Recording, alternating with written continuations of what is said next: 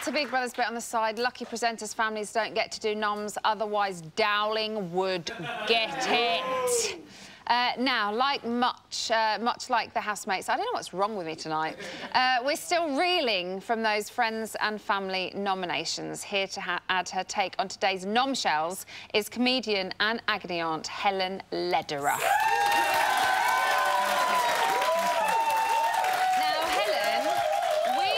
You best as a fabulous comedian, but you also work as an agony aunt, and you started your career as a social worker. Well, I did.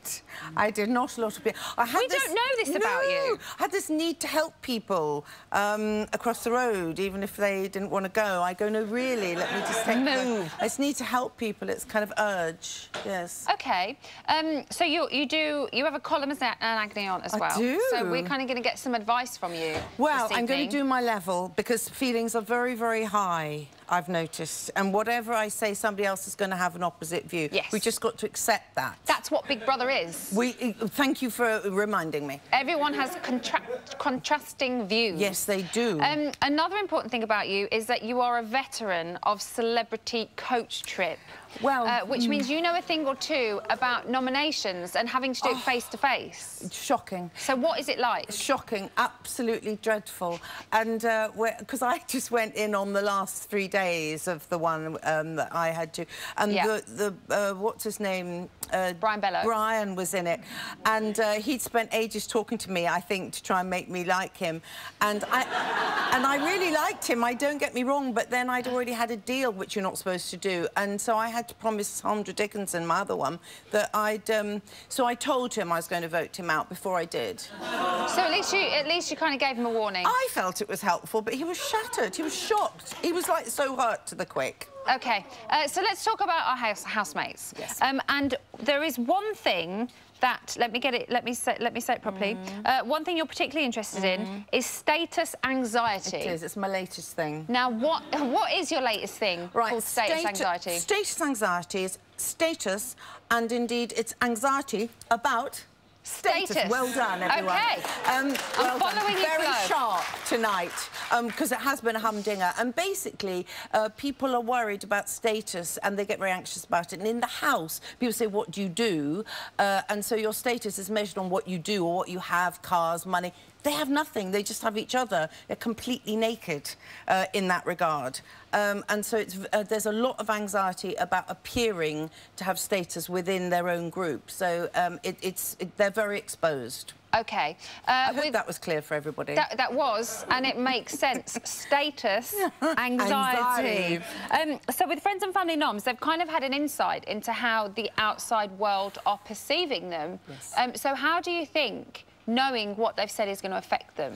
Oh, I think it's like being told off by your teacher, your parent. You know, you want that kind of approval, that related approval. And so, obviously, they can manipulate to an extent each other themselves in the house. But suddenly, you've got the father of the person or the mother or the friend. Oh, I think it's devastated them. It's devastating. It's more judgment, you see. Yeah. It's a little bit more judgment. It's layering the paranoia.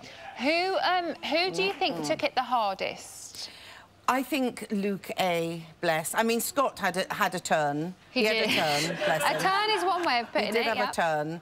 Oh, a little thing with a little hanky. Oh. But yes, Luke A., I think he's delved right in, and he did that awful thing, self-prophesizing. What's the thing? Self-prophecy thing, where he said, you know, he ended up going, I am no good, it's true, and the reason I'm no good is that other people are telling me I've never fitted in. You know, he's spiralled down. He's allowed it to eat himself up. Let's remind ourselves of how Luke A took it. Oh. My first nomination is for Luke A. Luke A. Luke A. Luke A. Luke A. What? I find him very boring. He says one thing and then does another. Very sneaky. He was sabotaging the task. Extremely sly. Actually asked him for a cigarette and he just said no. All he cares about is himself. He's meant to be this most genuine person, but yet he's the one bitching about everyone else. It's just the remarks that he makes. He said, yeah, she respects me like she respects her BMI. How dare he mention her BMI? I think it's based on jealousy. and he's taking it far too seriously. Jeanette, it's just been painful to watch. He is completely playing the game. Playing the game. So could he also have taken it the hardest, because he has talked about going in there for acceptance and things, and what he's watching is not the way he thinks that he is as a person. No, and I think there's when you put it together like that, I mean, everybody has done bad things, so they're all... It's as my mother used to say, it's half a dozen of one, frankly. They're all as bad as each other now, because they have to fight each other and survive. So I'm not surprised it's all got heightened, but I think with Luke, I think there's so much judgment, and he cares so much. It's just that the state, it's like that, the scales are like that. And I think people... maybe aren't understanding that he has slightly different needs to be accepted for good reason, and there's an awful lot of judgment going on, and judgment isn't a very... it's not attractive to be so judgmental. No. He mentioned... oh, I'm getting more applause.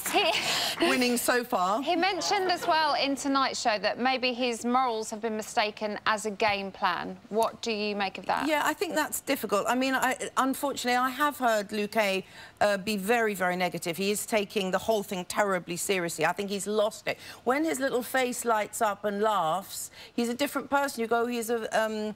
you know, he would be good company. I think he's taken it to heart, and he's analysing it, and he's talking about morals. I think he's no different to anyone else in that. I mean, they're all up against each other, and they're all finding opportunities to blame each other, and the BMI one was a gift to Becky, although it really was rather an extraordinary thing to say. It took quite a lot of imagination to say that. It's a rather unusual insult. Yeah. OK, Helen, thank you. I thought you were going to go on then. Well, I don't know, but you were glazing, so I thought maybe I'd, you know, I'd I'm intrigued. That's my intrigued look. Bless you. That's a good one. Well, don't start me. Thank you. So today has been the start of the mysterious White Room task. Would you like to know more? So want to know that. OK. Here's a clip that's got exclusive smacked all over it. This is Big Brother.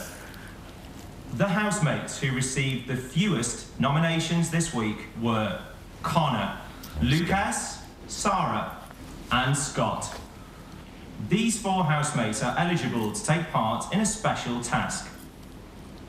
The housemate that wins this task will receive a very special money can't buy prize. What? Money can't buy?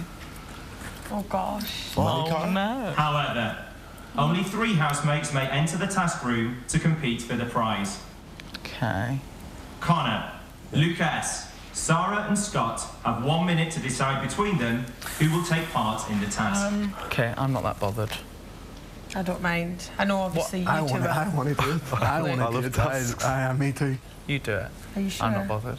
The storeroom is now open for Lucas, Sarah and Connor to collect their task costumes. Housemates have 5 minutes to get changed. How interesting. Fuck. Oh, sick. Knowledge. What have I done? Beastie Boys! Oh, it's fencing, is it? What? Oh my god. This is so weird. Welcome to the White Room. Hello. You've selected yourselves to compete for a very special prize. A pass guaranteeing you a place in the final. What the fuck? I knew it. I said that. I said that. There is only 1 pass to the final available. This will be awarded to the last remaining housemates left in the White Room. To win the pass, housemates must stay in the White Room at all costs. The only way to leave the White Room is by pressing the red button on your podium. A set of White Room rules have been set in the white hatch. White Room housemates, today you will participate in 3 challenges. Each housemate must participate in 1 challenge each. The more successful housemates are in the challenges, the greater the reward will be. Fencing. So, the more successful they are in the the challenges, the greater the rewards. We will have more on that task later on. In the meantime, Big Brother's got another 4-way on its hands for Friday, which is a little bit kinky. Here are the numbers you need to save your fave.